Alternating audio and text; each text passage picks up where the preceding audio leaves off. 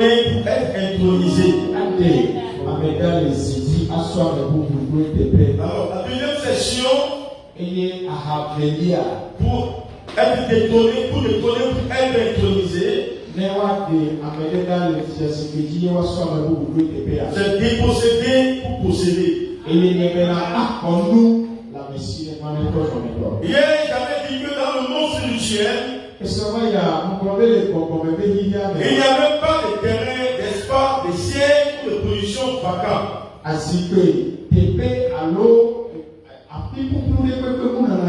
Tout est occupé.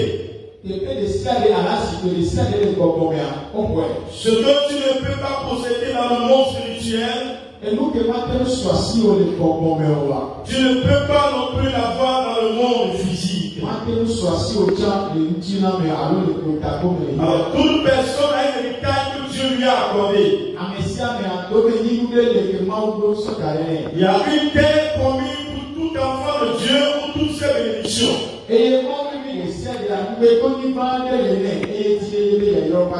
Alléluia. Possession, ressources sont entreposées. Et cette possession prend en compte son mariage, son travail, sa promotion, ses affaires, ses enfants et bien d'autres choses encore.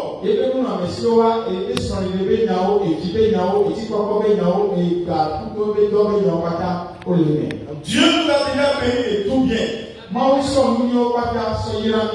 Dans Éphésiens 1, verset 3, il bénit soit Dieu le Père de notre Seigneur Jésus-Christ, qui nous a bénis de toutes sortes de bénédictions spirituelles dans les lieux célestes en Christ. Mais en réalité, une infinité de chrétiens n'est pas encore en possession de toutes ces bénédictions.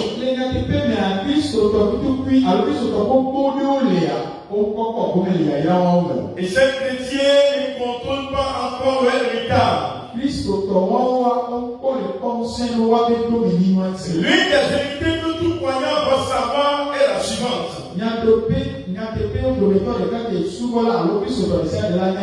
Si tu n'as pas le contrôle de ton héritage, quelqu'un d'autre en a.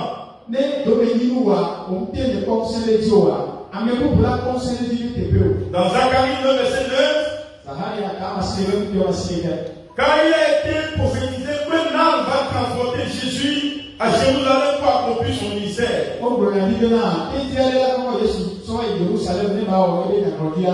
L'ennemi a immédiatement mis la main sur ce animal pour 430 ans.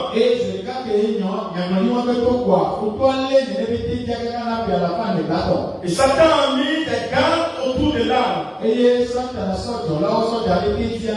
Lorsque Jésus était prêt à l'utiliser, il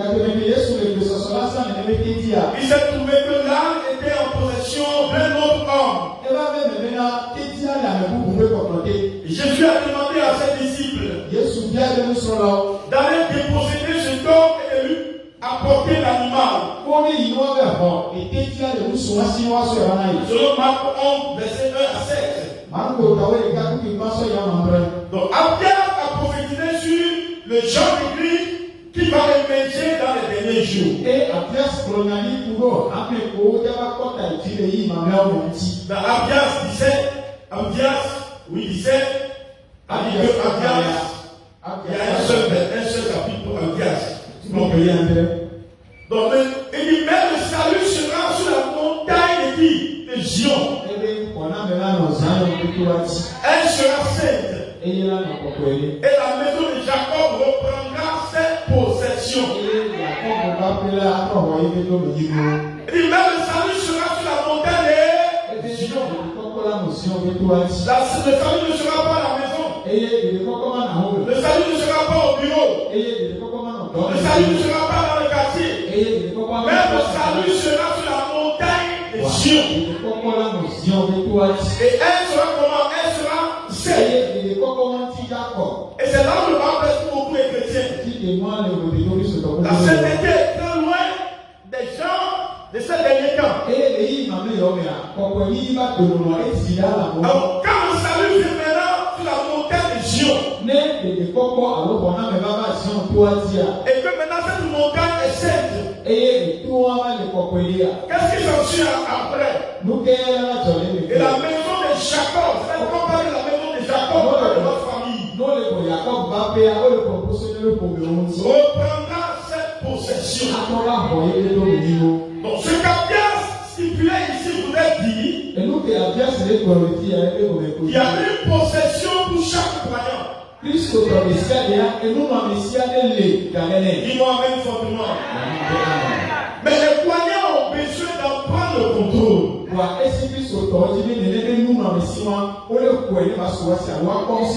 Sinon quelqu'un d'autre l'apprendra. L'inquiétude est la suivante. Combien de croyants sont en possession de leur héritage? S'il vient de faire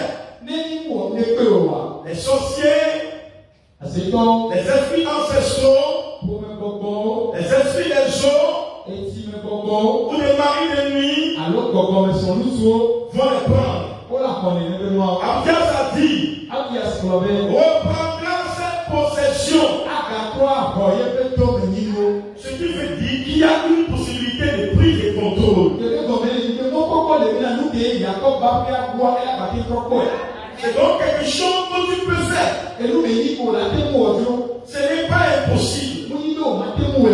Cependant, c'est pénible et douloureux parce que certains croyants ont décidé de laisser leur possession sous le contrôle des idoles de leur famille.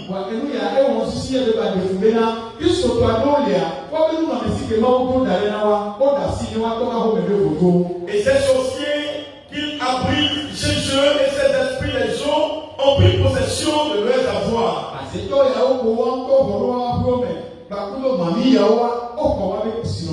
Et cette démon les intimide. Eux et leur foyer.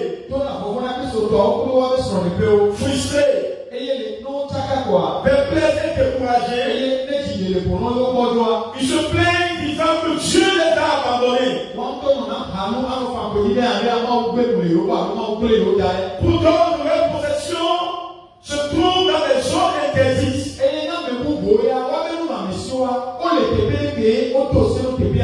Par peur de mourir, ils préfèrent ne pas aller les chercher.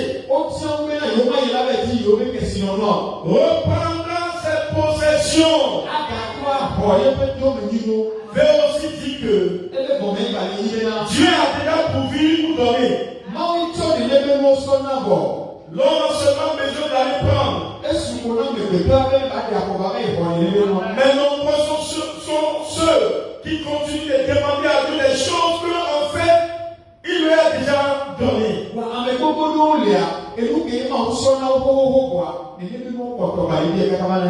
Alors qu'il leur suffit tout simplement de réclamer ce qui leur appartient de droit. Maintenant, voici maintenant les étapes bibliques pratiques pour posséder vos possessions.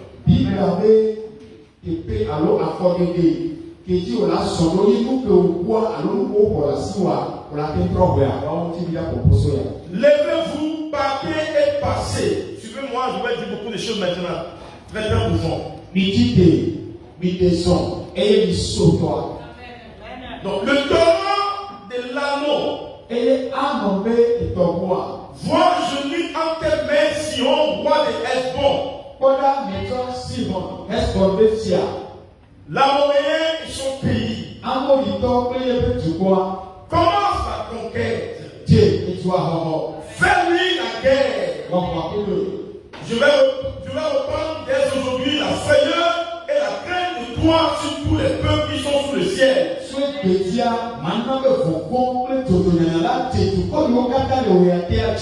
Et au bruit de ta renommée, ils trembleront et seront saisis d'emploi à cause de toi. Selon Deutéronome 2, verset 24 à 25. Alors, ces versets nous font découvrir les 7 étapes de la possession.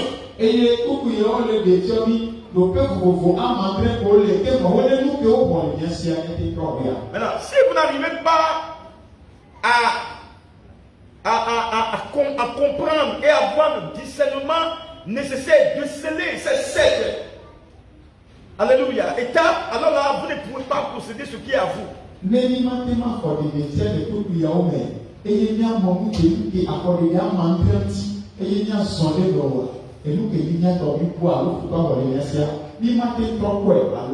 Je vais maintenant énumérer les 7 étapes et les décrire un à un.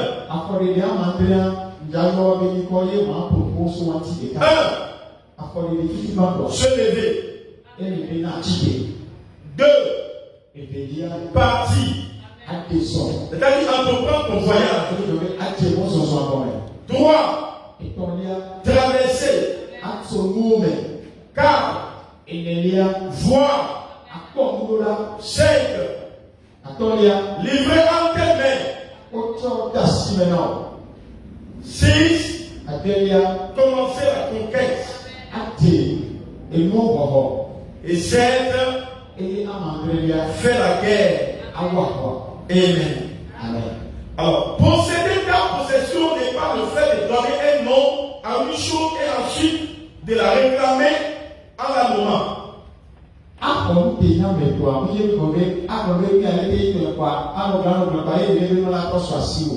C'est bien plus que cela. Il y a des moyens pratiques et légaux de le faire. Les possessions dont nous parlons ont été pendant de très nombreuses années la propriété de tes ennemis.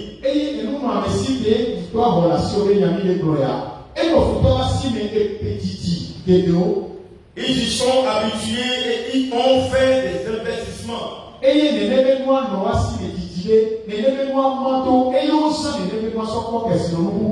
Donc tu ne peux pas espérer qu'ils te les laissent facilement.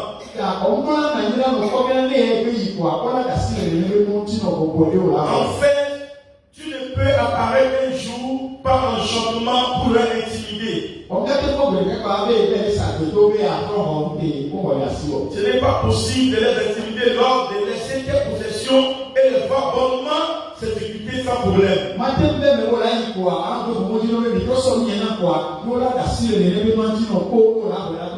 Prenons l'exemple d'un homme qui a pris un lopin de terrain vide qui ne lui appartenait pas. Il a construit. Il a éménagé avec toute sa famille pour en faire une vie pendant de longues années. Et un jour, toi le vrai propriétaire, tu sors brusquement de ta cachette et tu lui demandes de quitter parce que le terrain t'appartiendrait. Même si l'homme sait pertinemment qu'il te l'a spolié,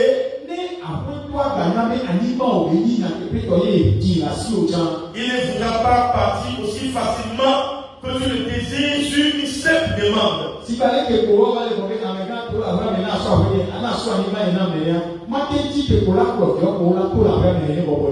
va de toute évidence tenter de t'intimider et de te menacer. Il va te combattre pour voir si tu appliqueras.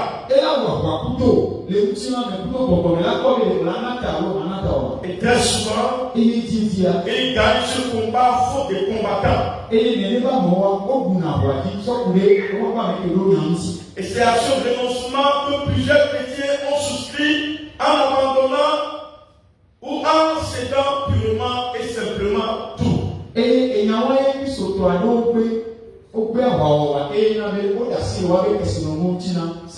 Examinons une à une les différentes étapes bibliques mentionnées ci-dessus permettant de prendre tes possessions.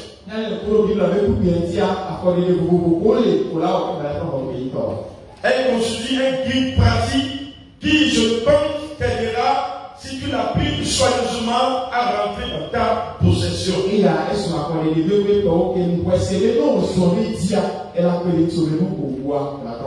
Maintenant, suivez maintenant je vais décortiquer les étapes un à un. 1. Se lever. Sans l'action de se lever, il n'y a pas de possession. Tout homme qui veut prendre son héritage doit se lever et l'endroit où il se trouve pour aller là où il est supposé être.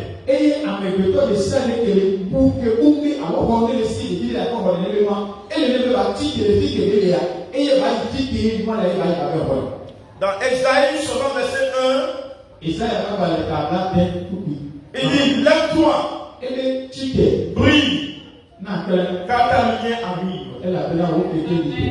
Ce qui implique que si l'on ne fait pas le geste de se lever,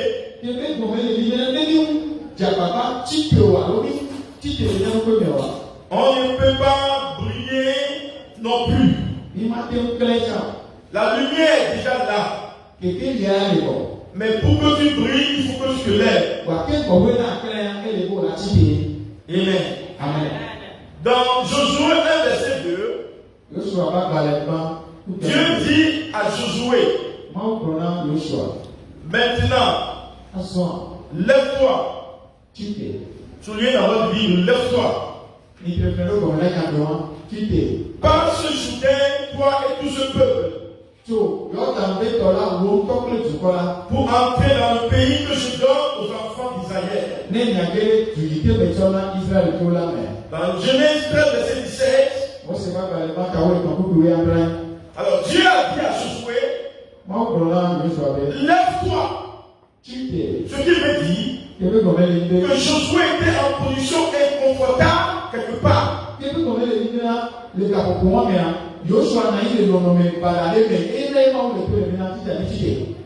pas au bon endroit. Il était partout sauf à sa place. Lorsque tu prends la décision de te lever, cela sous-entend que tu es dans une situation particulière d'inconfort, de douleur ou de misère qui commence à t'irriter et à t'incommoder profondément.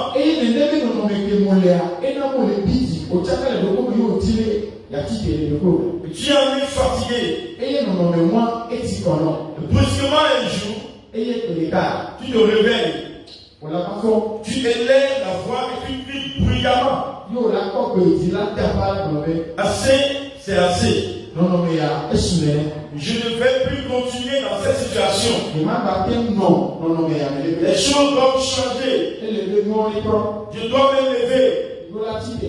En agissant ainsi, tu es en train de venir agressif en esprit et tu arrives à prendre une décision déterminante qui change le cours de ta vie. Et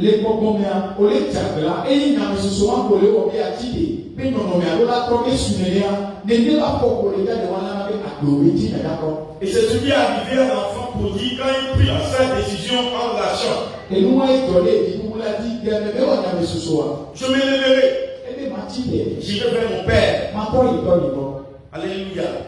Selon Luc 15, verset 18. Alors, si tu es un enfant prodigue, conscient de sa situation,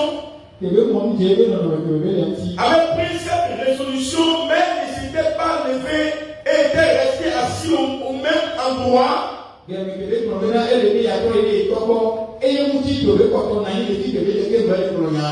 n'allait jamais expérimenter son miracle. Ainsi, être irrité, énervé ou agressif n'est pas suffisant si tu ne te lèves, rien ne se changera.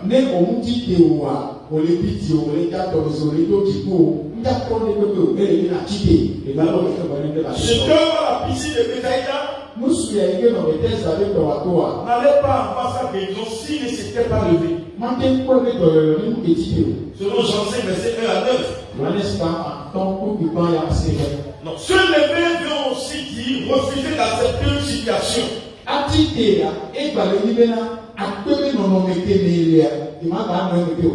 problème, Pour une condition comme sa position. Comme sa portion générale.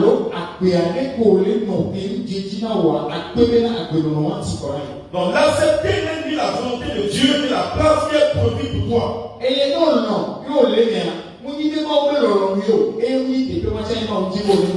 Mais c'est triste de voir des croyants acceptant ce qui traverse comme leur portion. On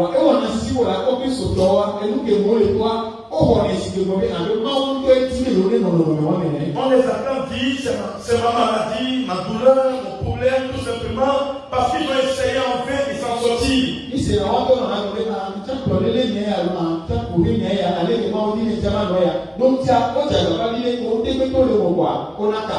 Ils ont finalement accepté la situation comme la leur et ont décidé de s'y complaire.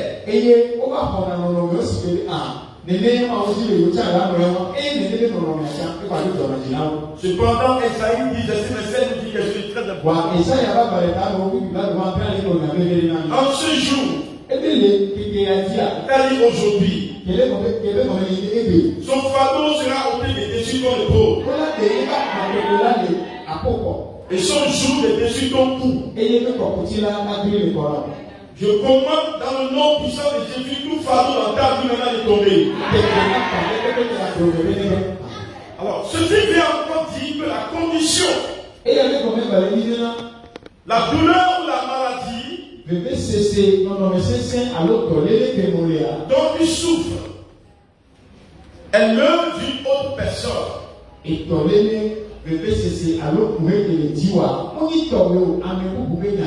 Tu l'aides à porter ses bagages. Et tu en es seulement le transporteur. Accepter cette condition, c'est du banditisme spirituel. Quand tu réclames ce qui ne t'appartient pas,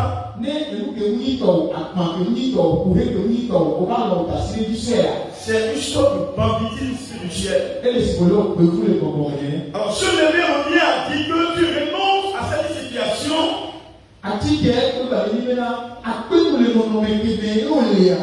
et que tu refuses de porter ce qui n'est pas à toi.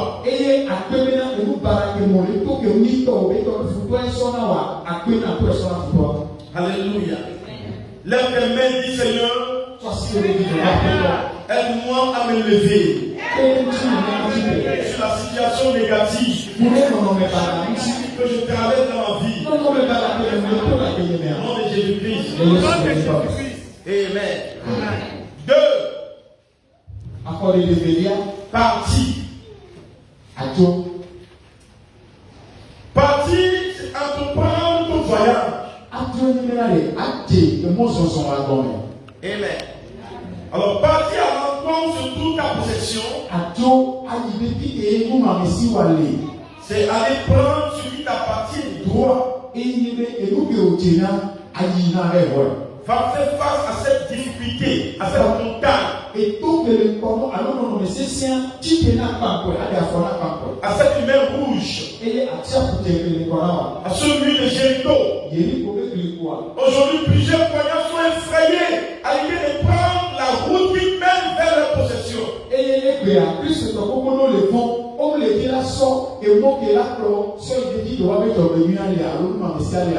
Ta portion ne se trouve pas partout. Elle est à un endroit précis. Ainsi, il y a nécessité d'effectuer courageusement le voyage qui t'amènera.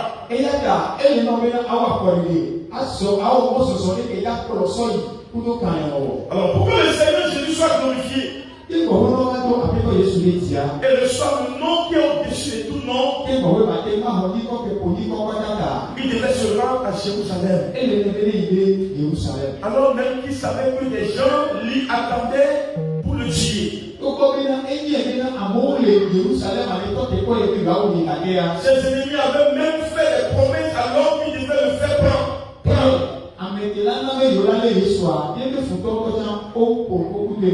Selon Luc 13, verset 31. Et pourtant, Jésus a effectué le voyage.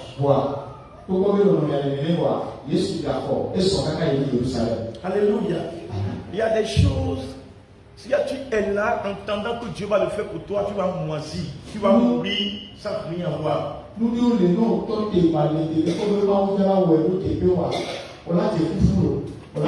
Tu dois te lever toi-même et Dieu va agir. Et quand tu es assis comme un bébé qui attend que sa maman vienne lui donner à téter, tu vas moisir. Parce que Dieu sait que tu as déjà dépassé l'étape là. C'est comme quelqu'un qui est mature et qui a faim. Et il y a tout dans la maison pour aller préparer. Au lieu d'aller se lever pour aller préparer, il est là attendant que quelqu'un vienne pour lui préparer à manger. Ou bien il attend à ce que quelqu'un lui apporte à manger. Il va mourir. Dieu ne dira rien. Parce qu'il y a des choses que toi-même tu dois te lever et Dieu maintenant viendra à ton secours. Dieu voit ta situation. Il voit ce que tu traverses. Il voit comment tu es. Mais il veut que tu te lèves. Que tu te lèves par la foi.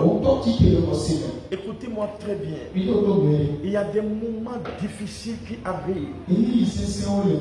Priez un peu que Dieu vous ouvre les oreilles et Dieu vous ouvre les yeux. Pour les chrétiens, c'est comme si votre réflexion est à un niveau bas. Vous n'arrivez pas à prévenir des choses.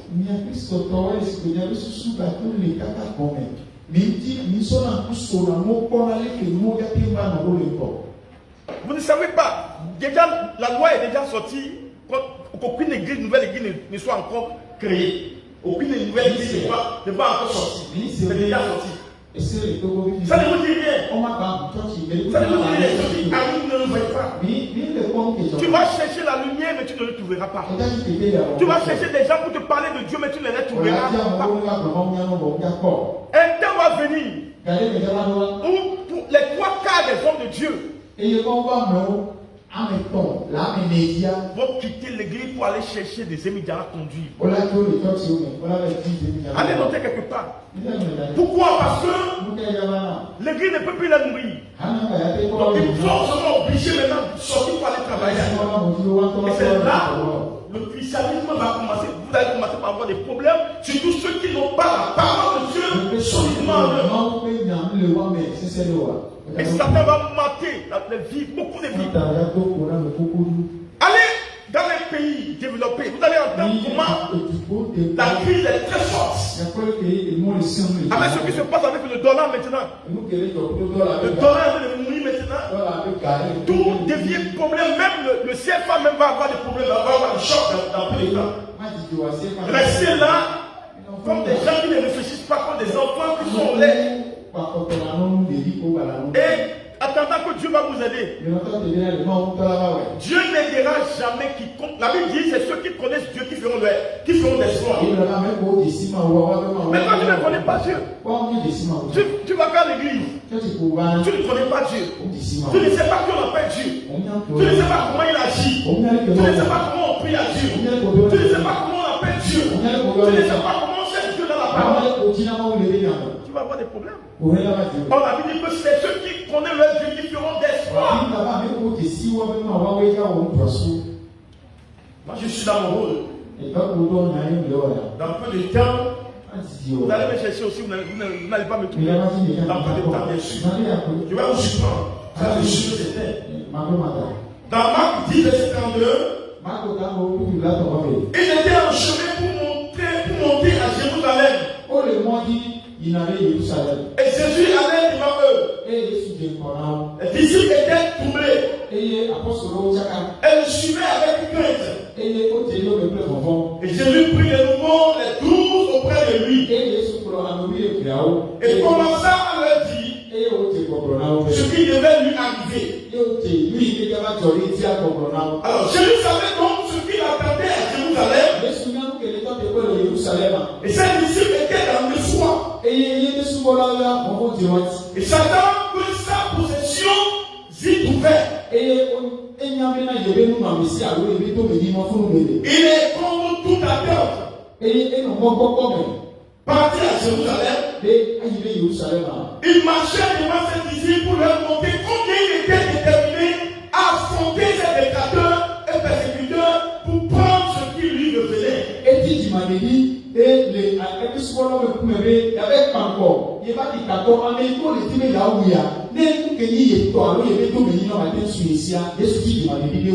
Ta possession ne viendra jamais vers toi.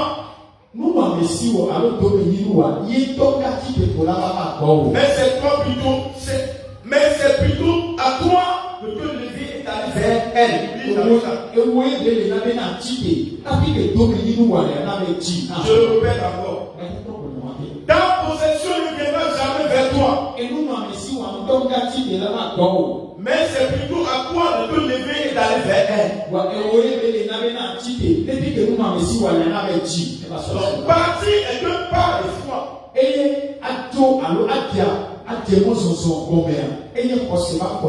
Selon Genèse 12, verset 1, Dieu a dit à Abraham, sors de la maison parentale. Ne t'assieds pas pour faire des confessions négatives du genre. Je ne sais pas si je réussirai ou s'ils vont m'accepter.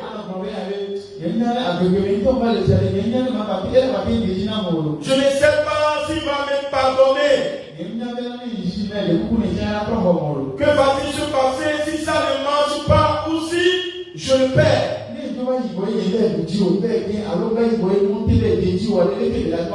Personne n'a jamais gagné cette bataille.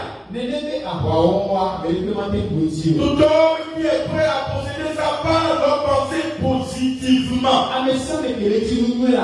Il doit changer sa mentalité et commencer à croire en Dieu. Donc comment plutôt à confesser positivement? Je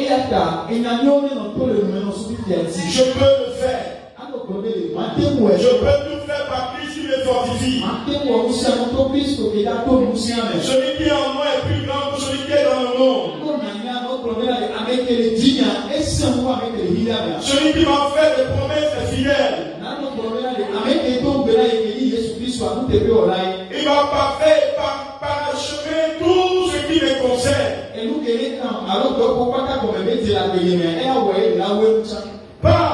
Va pour cet examen. Va prendre ton visa, ton travail, ta terre promise. Même si les géants sont sur pied, tu es capable de t'emparer de ta possession. Amen. Si l'enfant prodigue n'était pas parti, il n'aurait pas su que son père s'inquiétait à son sujet et qu'il attendait rempli de compassion.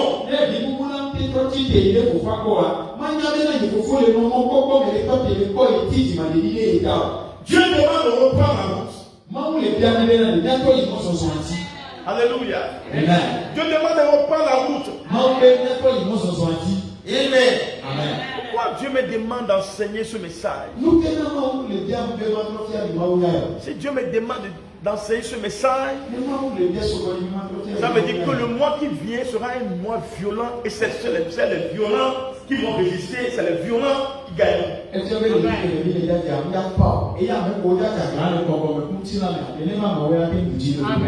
Praise the Lord. Oui, mais moi j'ai dépassé ces histoires ces histoires, alléluia, de compassion, de quoi. À celui qui ne veut pas se lever après, comment va pleurnicher? Non, tu ne vas pas me trouver dedans. Tu vas souffrir comme ça. Tu ne vas pas me voir dedans. Il a fait ça dans les années passées. Mais maintenant, on ne fait plus ça. Je t'enseigne la parole. Dieu est ton Dieu. Il va t'enseigner. Tout le monde doit grandir. Il n'y a pas des gens qu'on a fait pour rester toujours bébé. Si tu veux être bébé, alors reste bébé. Nous allons enseigner ceux qui veulent croire parce que Dieu veut des gens, des fils et non pas des enfants. Dans Deutéronome 1, verset 6 à 7, il dit au mot horaire, le Seigneur notre Dieu nous a dit, vous êtes restés assez longtemps au pied de cette montagne. Maintenant, reprenez la route. Allez dans la région montagneuse des Amorites et chez tous leurs voisins cananéens. Ça va un peu. Maintenant, la troisième,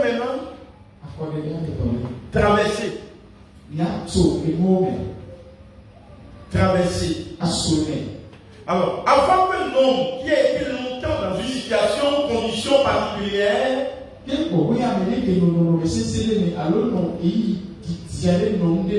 et soit capable de se lever et d'aller prendre sa possession, il doit premièrement chercher à identifier ce qu'il a terrassé.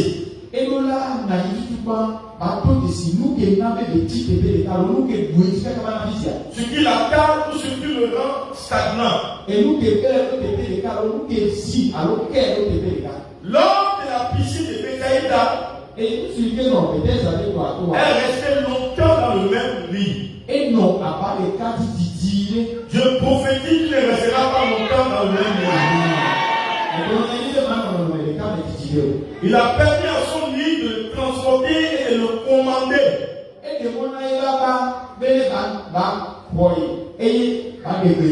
Ton lit ne te commandera pas.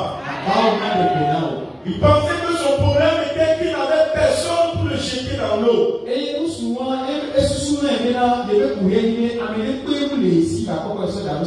Mais quand Jésus est apparu, il lui a prouvé qu'il avait tort de penser ainsi. Il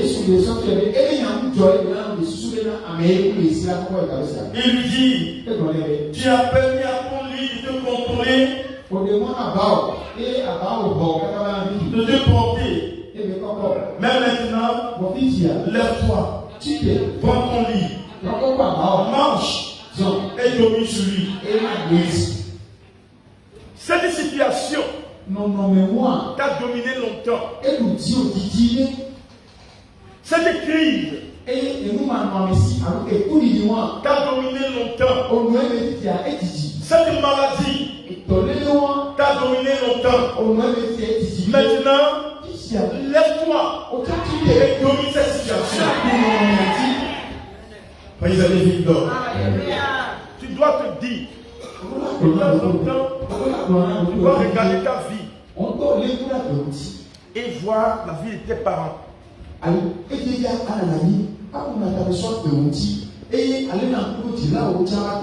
Et tu dois te dire, je dois être différent de mes parents. Je dois réussir plus qu'eux. Je dois faire ce qu'ils n'ont pas pu faire. Mais quand tu es là et tu ne fais pas ce qui est différent de ce que tes parents avaient fait, tu verras que toi aussi tu feras les mêmes choses parce que les mêmes causes créent les mêmes effets. Quand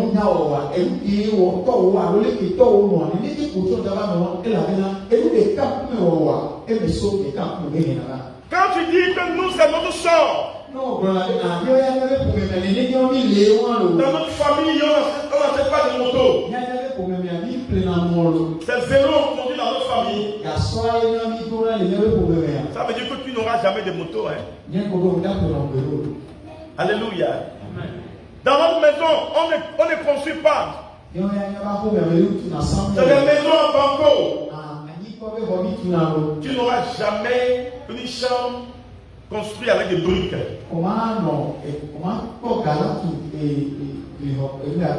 Il faut que tes mentalités changent.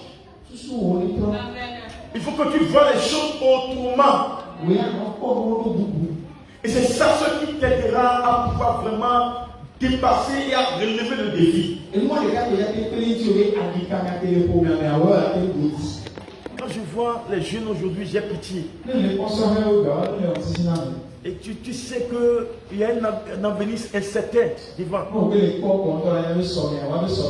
Parce que nous, dans notre jeunesse, on a couru pour chercher Dieu. On cherche Dieu partout. En lisant les livres, quand tel orateur arrive, on le suit. Partout où on va, on parle de Dieu. Nous cherchons Dieu de tout notre cœur. Aujourd'hui, la jeunesse d'aujourd'hui, oh, c'est vraiment bizarre. Nous sommes en vacances. En vacances. Mais les jeunes n'ont pas le temps pour Dieu. Et donc, tout ce qu'ils veulent, c'est vivre dans l'adultère, je veux dire, dans la fornication, dans la débauche. Oh, quand tu vis cette vie-là, tu vas mourir vite. Tu vas vivre longtemps. Tu ne vas pas vivre longtemps. Quand vous voyez un jeune garçon qui, tout son problème c'est la femme, vous allez voir celui-là, il ne va même pas rester longtemps. Je vous dis la vérité. Les grands. Personne ne s'amuse pas avec cette truc-là. Non. Tu seras à terre à tout moment. Tu ne peux pas être spirituel. Je ne sais pas si vous comprenez ce que je dis. Faites attention. Quand vous êtes jeune, les coureurs de jupons, vous ramassez beaucoup d'esprits dans votre vie qui vont vous faire du mal à long terme. Est-ce que vous me comprenez? Faites extrêmement attention. Amen. Beaucoup de jeunes maintenant, c'est la boisson. C'est-à-dire dans les sucres partout maintenant, des enfants sont des soulards. Attendez dans les 10 ans, si Jésus tarde à venir pendant 10 ans. Vous allez voir comment les choses seront, le monde sera bizarre. Alléluia. Praise the living God. Amen. La connaissance transforme. Quelle connaissance? La connaissance de Dieu.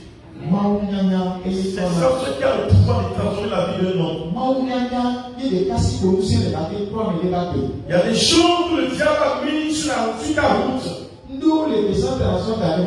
pour t'empêcher de penser à ta possession ou de venir la chercher.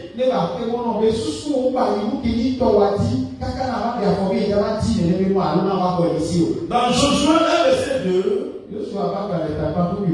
ces obstacles sont là pour te faire croire que tu es capable. Qui est capable? Dis je suis capable.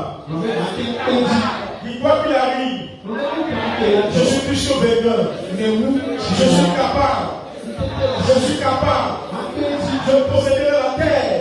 Au nom de Jésus-Christ. Alors il te dira qui est non qualifié. Et que tu vas échouer. Il n'y a plus d'espoir pour toi. Il n'y a personne pour t'aider. Que tu ne peux pas y arriver. Pendant ce temps, ce même diable jouit pleinement était bien. Je commande toute personne qui est assise sur les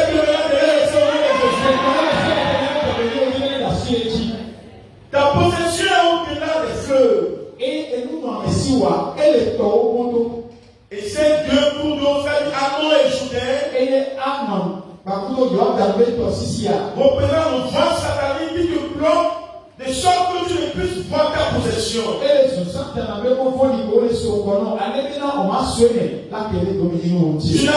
n'arriveras pas non plus à voir tes talents. Tes dons, tes potentiels et tes habilités. Ces blocages constituent le lot Je commande tout l'homme qui bloque ta vie de quitter au nom de Jésus. Je commande tout l'homme qui continue à bloquer dans ta vie de se séparer avec toi. Jusqu'à ce qu'Abraham ne se sépare de Lot, il ne pouvait pas voir les richesses du pays. Tout ce qu'il voyait n'était que la famine.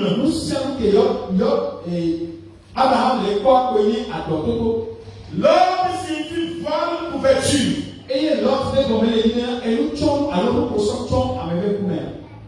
Voici quelques subterfuges que le diable utilise pour dérouter les croyants.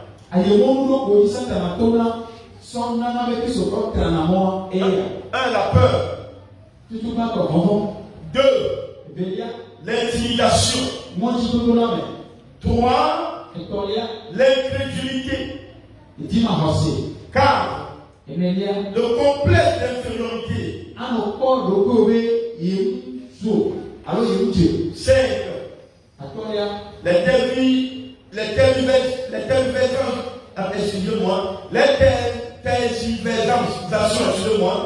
les tergiversations. 6. La tristesse. Alors, le jour où le peuple israélien s'est levé pour traverser le fleuve Jourdain, celui-ci était en crue. Et c'est cela l'intimidation. Car elle a contribué à créer la frayeur au sein du peuple. Josué a bravé et il a fait traverser le peuple. Jésus aussi disait à ses disciples, traversons, allons de l'autre côté. Si tu ne traverses pas, tu ne peux rien avoir.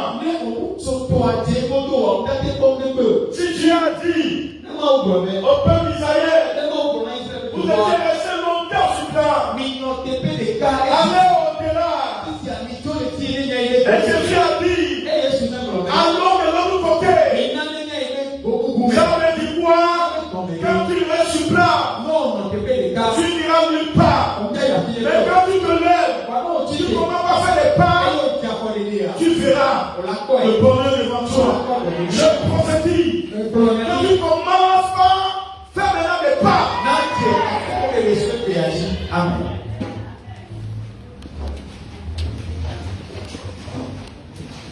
Car maintenant,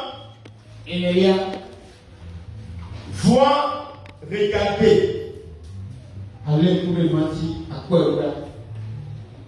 Amen. J'espère que vous me suivez. Je suis en train de dire des choses très importantes. Des choses que j'ai expérimentées pendant des années. Avant de commencer par vous l'enseigner. Sans traverser, tu ne peux pas voir. Tu ne peux pas posséder ce que tu ne peux voir.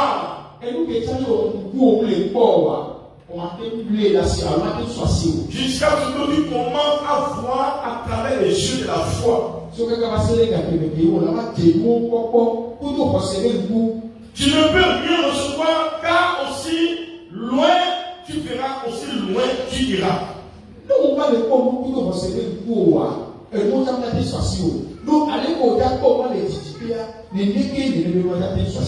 Ta vue détermine jusqu'où tu peux arriver.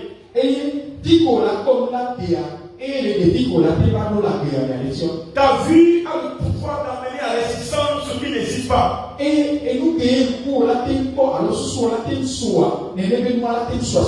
Regardez me dit voir. Maintenant, qu'est-ce que tu vois? Puis ce chrétien ne voit rien. Sinon, la journée d'hier, le chrétien ne doit pas rester à la maison. Parce que les gens font des sacrifices. Ils ont possédé toutes choses. Mais les enfants de Dieu n'ont pas discerné ce temps. C'est déjà passé et voilà maintenant ils sont là.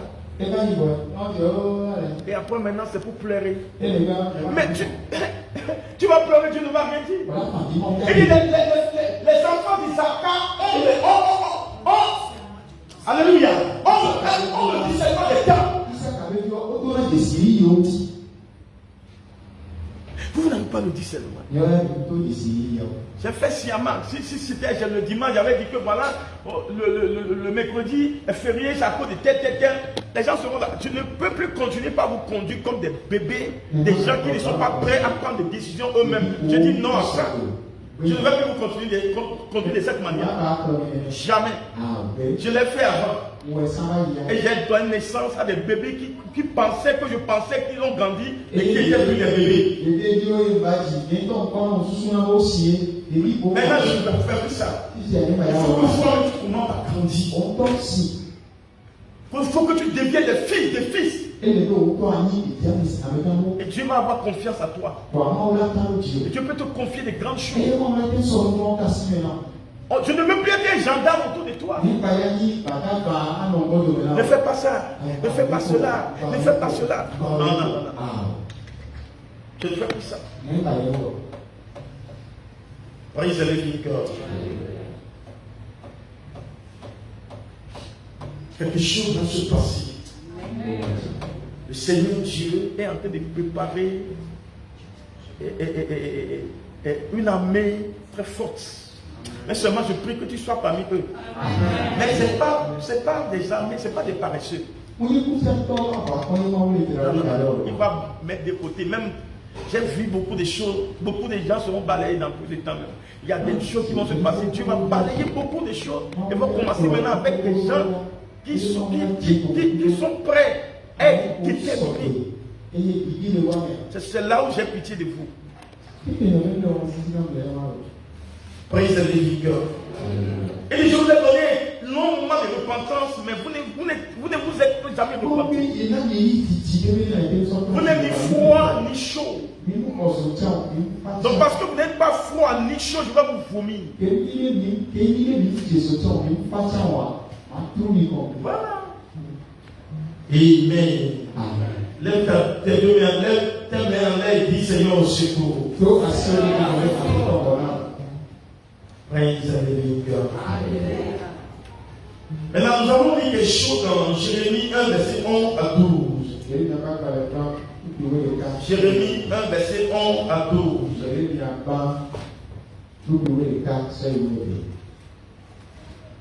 La parole de l'Éternel me fit adresser en ce mot. Que vois-tu, Jérémie? Je répondis. Je vois une branche d'amandier. Et l'Éternel me dit, tu as bien vu. Tu as bien vu. Car je vais sur ma parole pour les exécuter. Tu as bien vu. Car je vais sur ma parole pour les éviter. Maintenant, toi, tu as quelle parole pour que Dieu puisse veiller sur ça? Hein? Voilà le pourquoi, à la fin de votre vie, vous faites semblant d'aller chez les vaudous parce que vous n'avez plus de secours, parce que vous n'avez pas la parole.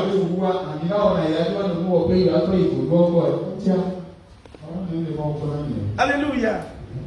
C'est maintenant qu'il faut faire des paquets, c'est-à-dire qu'il faut mettre, il faut vraiment mettre le paquet.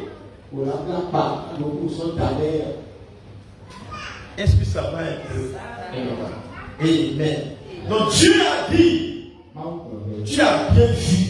Je prie que toi aussi tu puisses bien voir. Il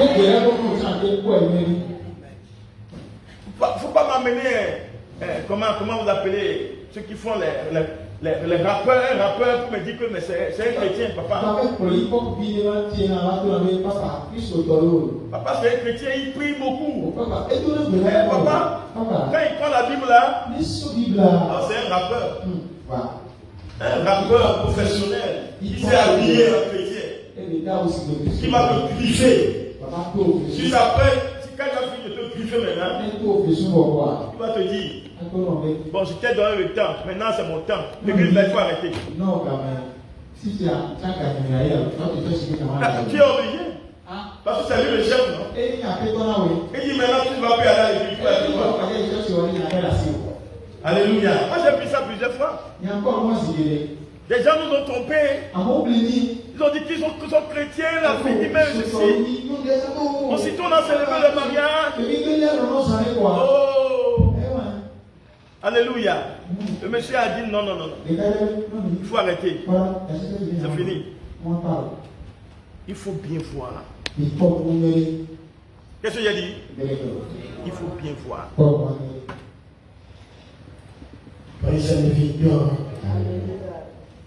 Alors ce que Jérémie a vu, il était depuis longtemps. Mais c'est lorsqu'il en a parlé que Dieu a décidé d'agir. Aujourd'hui, le problème de l'église, c'est que de nombreux chrétiens ne voient pas bien. Ils ne regardent pas les yeux de leur situation, condition ou douleur.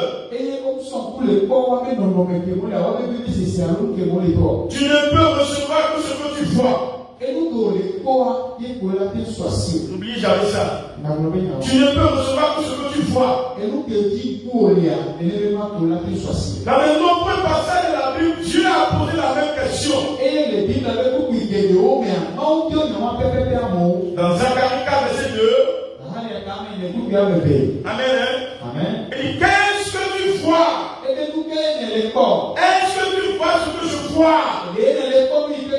Que vois-tu à travers ce mariage moribond? Cet enfant perdu. Cette affaire au savoir. Cette crise économique. Cette situation misérable. Dans Genèse 13, verset 14. L'Éternel dit à Abraham, après que Lot se fut séparé de lui, lève les yeux, lève les yeux, et du lieu où tu es, regarde vers le nord et le midi, vers l'Orient et l'Occident. Alléluia. Analyse ce qu'il a dit. Maintenant, lève les yeux. Ce qu'Abraham voyait était la famille et Dieu lui demanda de la dévisager.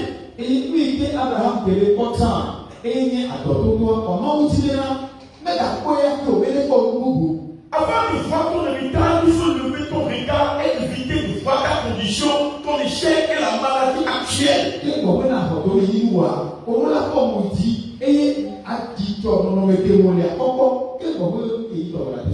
Pour mieux regarder, il faut lever les yeux.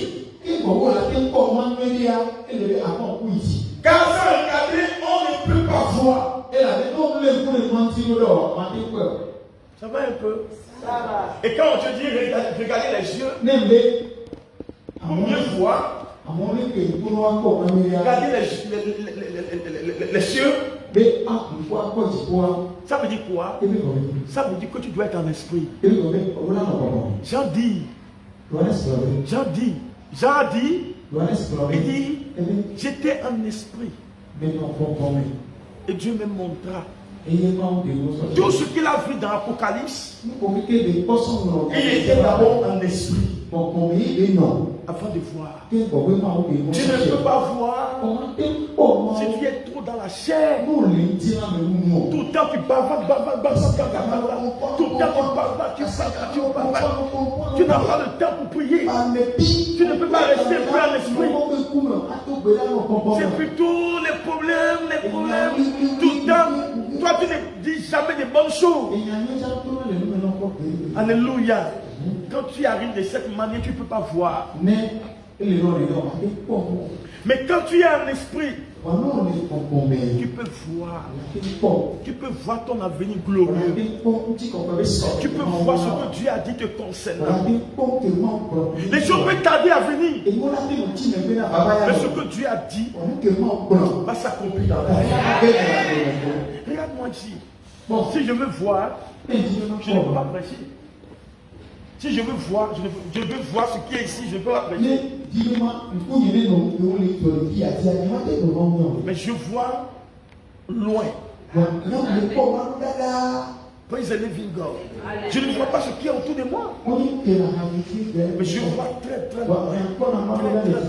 Très loin. Là où je vais, certaines personnes parmi vous peuvent aussi aller, mais d'autres n'iront pas. D'autres aussi, en quelque temps, ils vont rebrousser chemin. Mais d'autres iront aussi avec moi. Alléluia. Praise the living God. Cinquième chose là. Je lis en tes mains tes ennemis. Tu as besoin de savoir que Dieu a livré en tes mains tes ennemis. Et je prophétise le mois de juillet pour les ennemis. Pour le mois de juillet, Dieu les a livrés en tes mains. Des possessions peuvent être entre leurs mains. Toi-même, tu n'es pas à leur merci. Les deux espions sont venus dire à Josué. Dans Josué 2, verset 24. Certainement l'Éternel a livré tout le pays entre nos mains. Mais le diable ne le laissera pas savoir. Satan savait que ce pays ne lui appartenait pas. Il occupait illégalement. La victoire commence le jour où tu sauras que les possessions de l'ennemi sont les cieux. Et que Dieu les a livrés entre tes mains. L'amour sur lequel le Seigneur devait faire son entrée triomphale à Jérusalem a été pris, attaché, gardé pendant plusieurs années.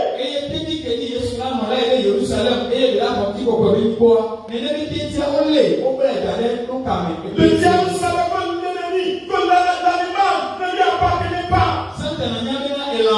Mais il ne l'avait pas lâché. Le jour où Jésus a envoyé deux de ses disciples pour chercher l'âme, il leur dit, je vous demande, dites-leur que le maître, le propriétaire en a besoin. Et lorsque les disciples ont procédé ainsi, le diable ici est plus opposé. Je déclare au nom de Jésus tout ce qui est cas possession et que l'ennemi utilise maintenant. Là, son nom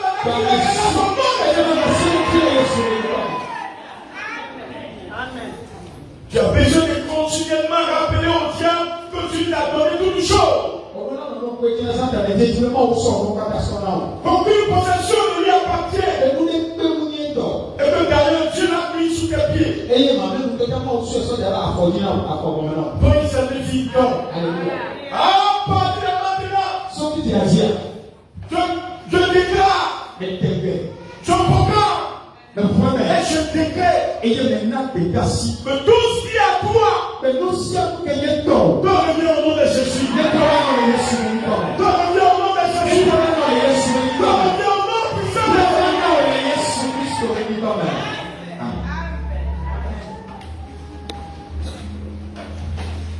Juste maintenant, commence la conquête. Commence la conquête. Après la création, Dieu a fait ce qu'on économie. Alléluia. Ce qu'en économie on appelle la division du travail, excusez-moi.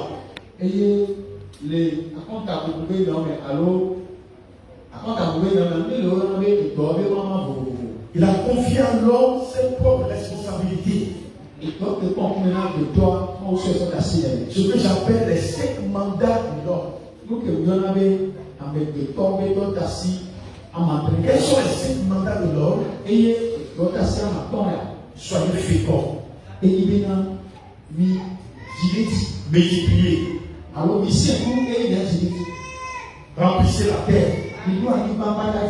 La subissez. Et dominez. Voilà les 5 mandats de l'homme. Selon Genèse 1, verset 28. Donc c'est ton droit d'être fécond. C'est ton droit de se multiplier. C'est ton droit de remplir la terre. C'est ton droit de l'assujettisser. Et c'est ton droit de dominer.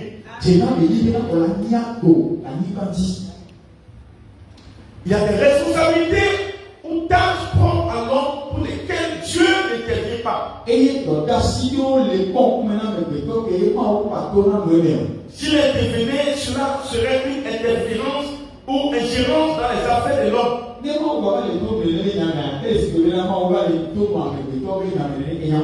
demeure un facteur limitant pour l'homme et peut en être accusé.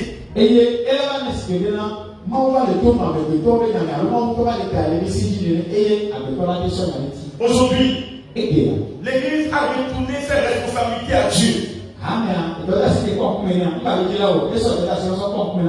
L'impression que le diable est partout est due au fait que les chrétiens refusent d'assumer leur rôle. Et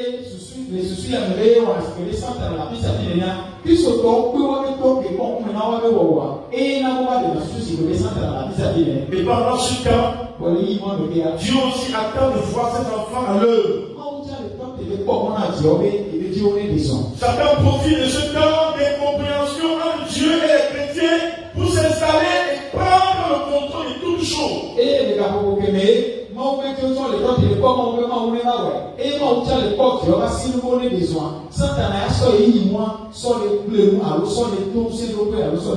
Alors si l'Église ne retourne pas à ce qui est dit dans Genèse 1, verset 26 à 28,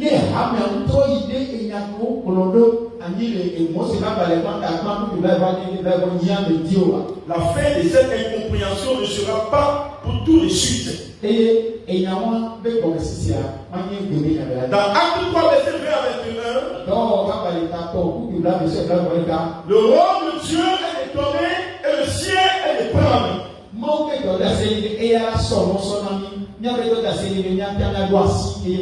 Dieu ne va pas aller chercher ta possession pour toi. Il disait à Moïse, dans Deutéronome 2, verset 24, lèvez-vous, partez, et passez le torrent de l'Arnon. Va venir en tes mers. Sion, roi de Hesbon, la Moréenne et son pays. Commence la conquête. De façon plus explicite, le texte dit ceci. J'ai fait mon travail et j'ai fini. Toi commence le sien. Si tu permets à tes ennemis de prendre ton héritage, tu en es responsable. Ce n'est pas ma faute. Il est, selon Deutéronome 4, verset 14, Nombre 13, verset 30, Josué 1, verset 11. Alléluia. Ça va un peu. Vous êtes fatigués. Alors, démarrer la conquête de ta possession veut dire commencer à prendre le contrôle de ce qui est à toi. Dieu a entrepris de donner et toi tu entreprends de recevoir.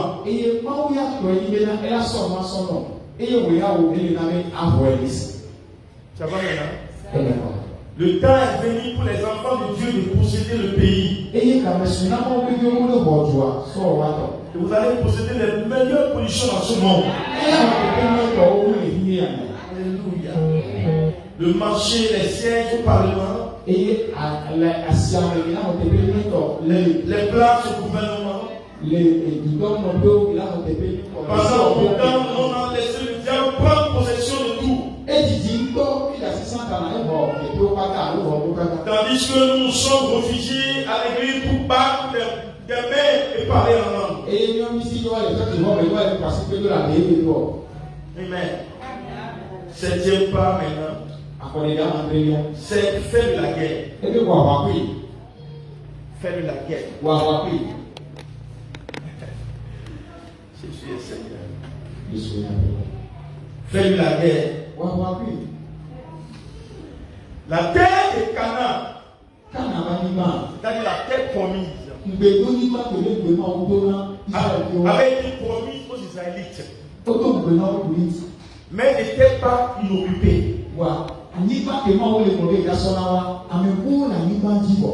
La terre promise n'était pas vide. Dès que Dieu a promis cette terre à Abraham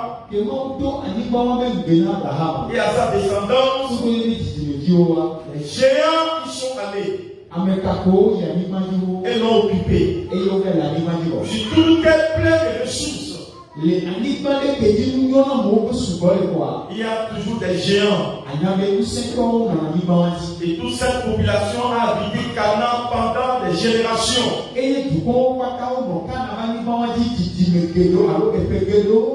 Et ces hommes et ces femmes y sont installés en y parlant la même langue.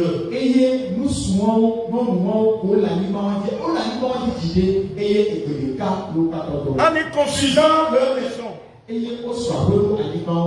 En y faisant des affaires. Et nombreux sont ceux qui y sont nés. Les descendants aussi. Avec cet investissement important, les enfants d'Israël ne peuvent pas espérer qu'ils décapissent facilement le pays parce que leur Dieu le leur avait promis.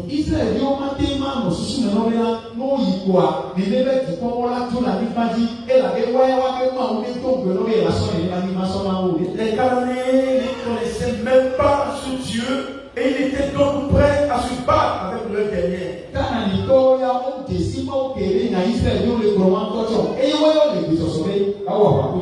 Ils ont battu avec toute leur énergie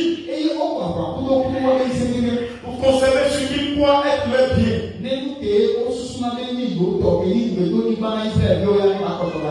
C'est en prévision de cela que Dieu avait dit en avance à Abraham et à sa descendance, faites de la guerre. Il y a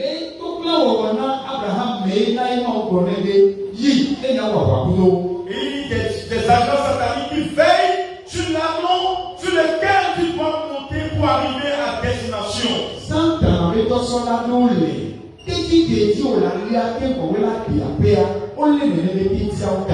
Mais je l'avais dit de ton amour au nom de Jésus. Je l'avais dit de le peuple au nom de Jésus. Je l'avais dit de le peuple au nom de Jésus. Je l'avais dit de le peuple au nom de Jésus. Je l'avais dit de le congrégations au nom de Jésus. Amen. Il y a des géants qui ont occupé le terrain où se trouvent tes bénédictions.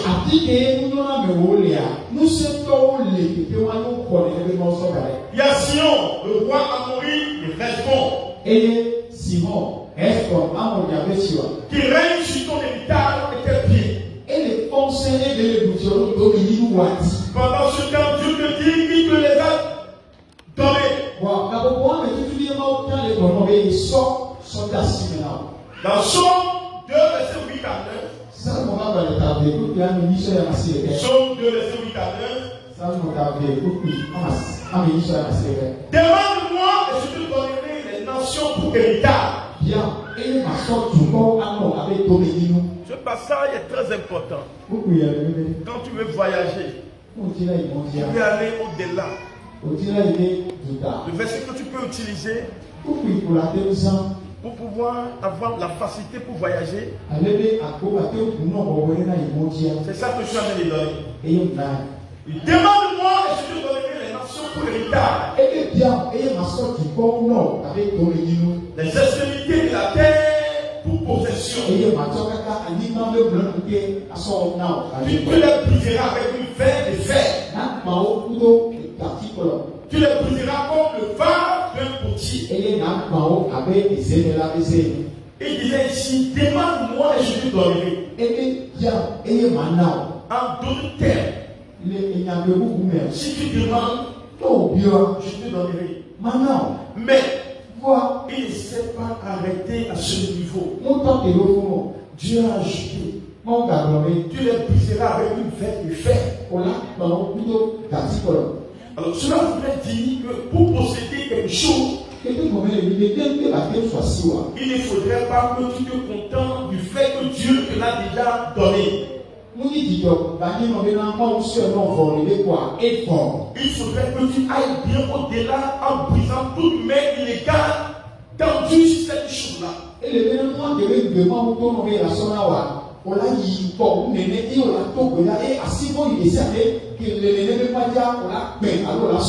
Pour les croyants faibles, le dicton est le suivant. Si nous ne l'avons pas reçu, cela veut dire que ce n'était pas la volonté de Dieu.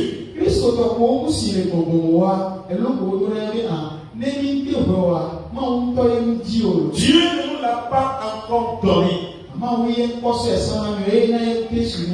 Nous attendons le temps de Dieu.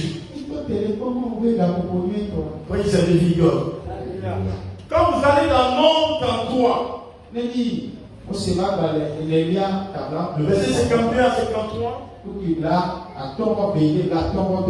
dit, vous chercherez devant vous tous les habitants du pays. Vous détruirez toutes les idoles. Vous détruirez toutes les images de fonds.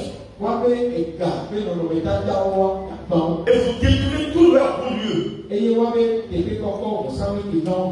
Vous prendrez possession du pays. Et vous vous y établirez.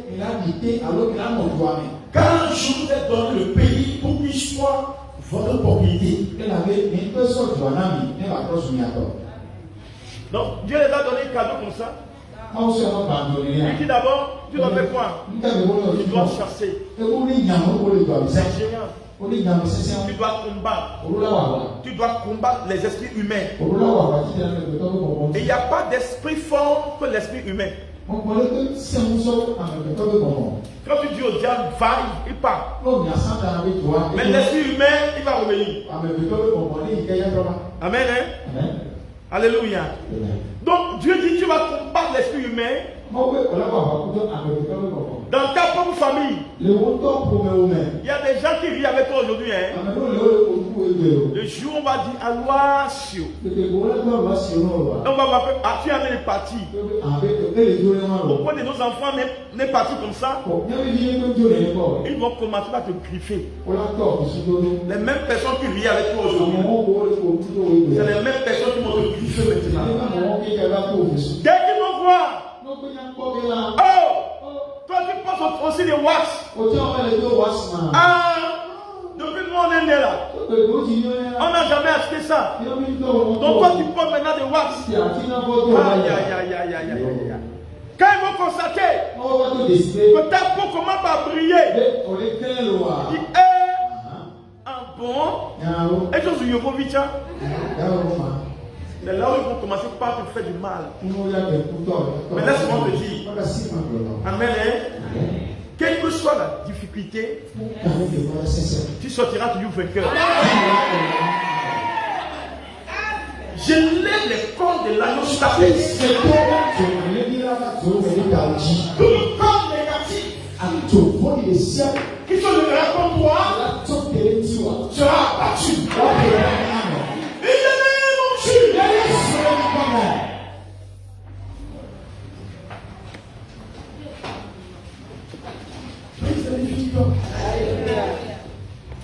Je peux vous parler encore un peu?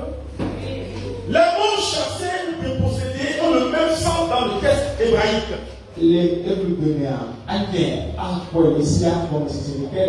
Le mot dépossédé veut dire ôter de la possession ou de préoccupation. Ah ouais, les ciels, C'est un nom du jargon militaire qui invite à la guerre et non à la négociation ou au dialogue.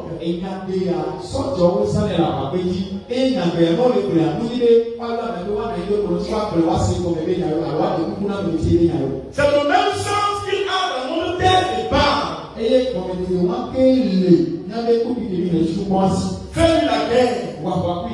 Donc les Israélites devraient avoir une seule chose en tête.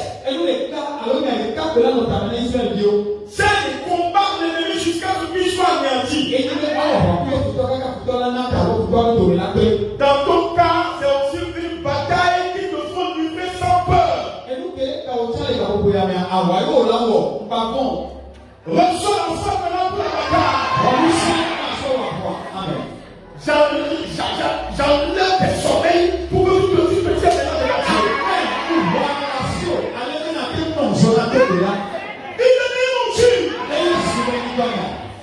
les choses, les grandes choses sont cachées et c'est la prière qui les révèle. C'est pourquoi ces moments-ci, tu dois être éveillé parce que tu traverses maintenant, c'est pas ce que tu as promis pour toi. C'est la portion que l'ennemi t'a donnée. Mais ta foi possession est cachée. Je déclare maintenant, Dieu va se révéler à toi. Et tu verras ta foi possession.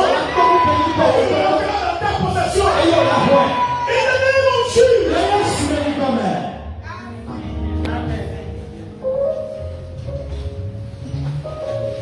Oh Jésus. Alléluia. C'est une guerre dans laquelle tu jouis d'une assistance divine. En effet, l'Éternel est toujours capable de terminer ce qu'il a débuté.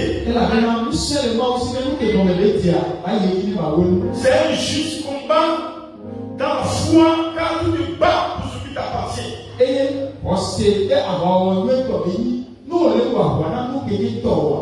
Plusieurs croyants ont fui leur mariage.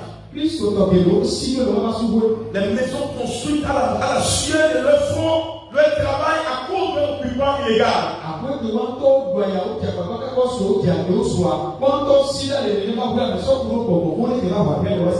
Dans le livre de Josué 17, 14 à 18, les enfants de Joseph, Ephraïm et Manassé vinrent à Josué pour réclamer un peu plus de terre. Il disait que la région montagneuse ne leur suffisait pas. Josué leur répondit que la région des vallées était aussi leur possession. Mais il voulait que Josué leur donne un autre territoire et non celui des vallées parce qu'ils avaient peur de leurs ennemis. Les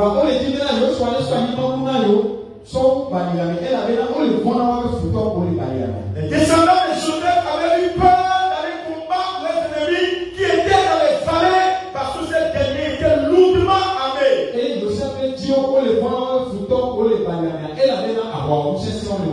Josué était obligé de les encourager en ces termes. Dans Josué 17, verset 17. Vous êtes un peuple nombreux. Et votre force est grande. Recevez votre grande force. Vous n'aurez pas un simple lot. Josué essayait de leur dire ceci. Pourquoi vous contenter de ce seul lot avant que vous avez tout ce qu'il faut pour déposséder ces géants?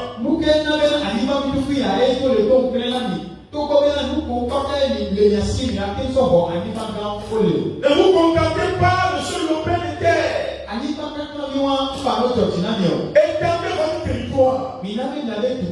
Étendez votre territoire. Étendez votre territoire. Étendez votre territoire. À partir de ce soir, quel lieu d'affaires vont s'élargir?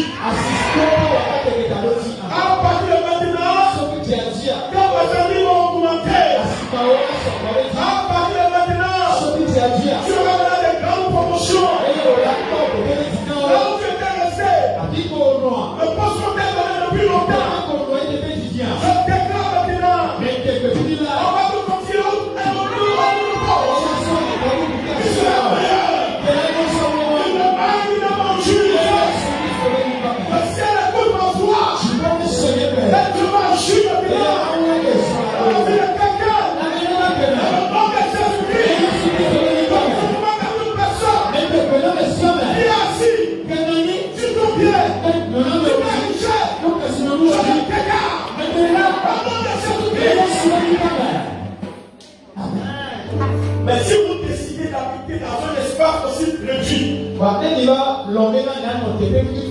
C'est pas le choix.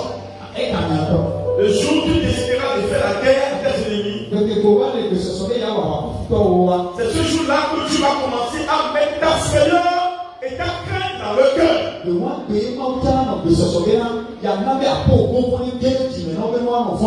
Cependant, plusieurs chrétiens ont décidé de laisser la guerre. En s'accommodant de peu de choses, à savoir petite portion de travail, de revenus, de maisons, de terre et l'eau.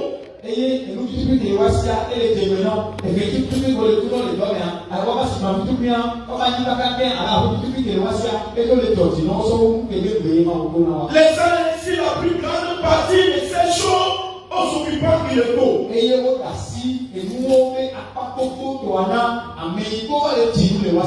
Ces gens possèdent ce que j'appelle la mentalité des petites portions. Dis le refuse. La mentalité des petites portions. Je refuse. La mentalité des petites portions. Au nom de Jésus.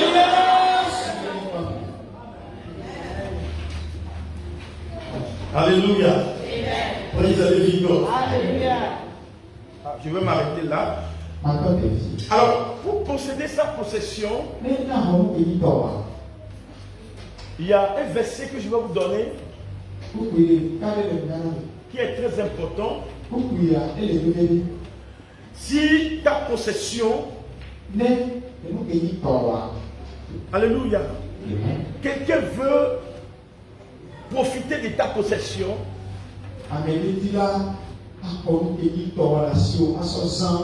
quand tu prends ces passages et que tu pries, il y a deux choses. Soit la personne se dégage, soit il va mourir. S'il est tué. Nombre 33, verset 53.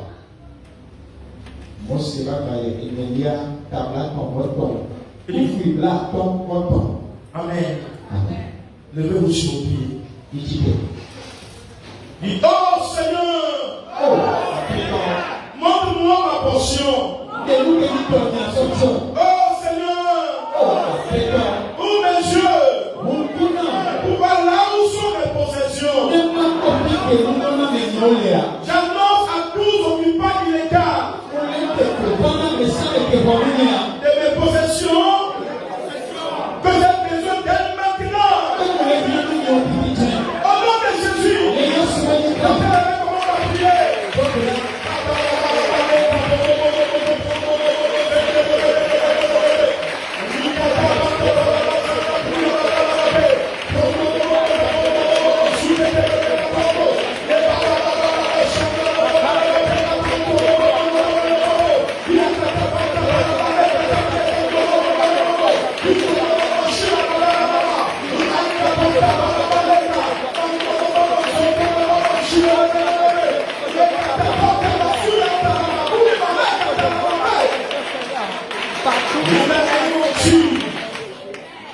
Dis Satan, j'ai besoin de mes possessions. Je les veux. Maintenant, au nom de Jésus, plus jamais, un occupant illégal ne va continuer à occuper mon héritage. Au nom de Jésus, je passe d'où je suis à la place où je suis supposé occuper. Au nom de Jésus, t'appelles avec comment on va prier.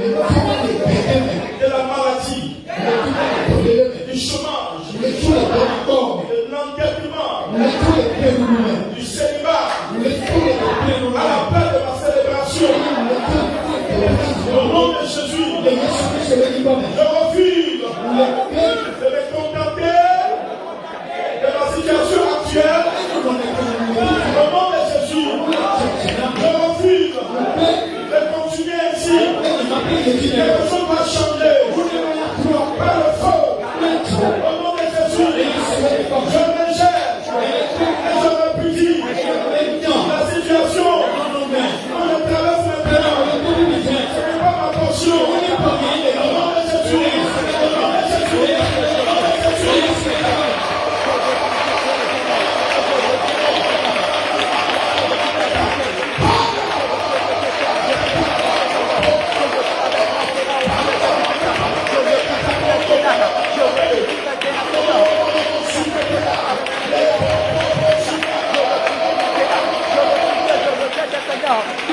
Jésus.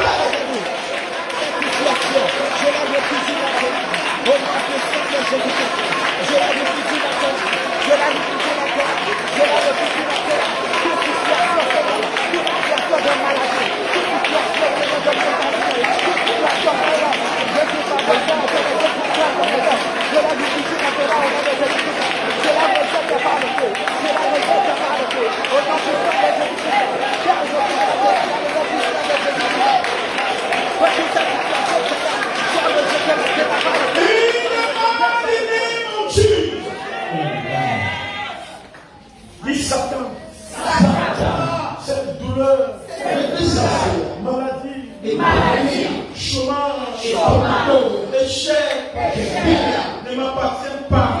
Donc je refuse de continuer, je les porter. Repose ce qui est à toi.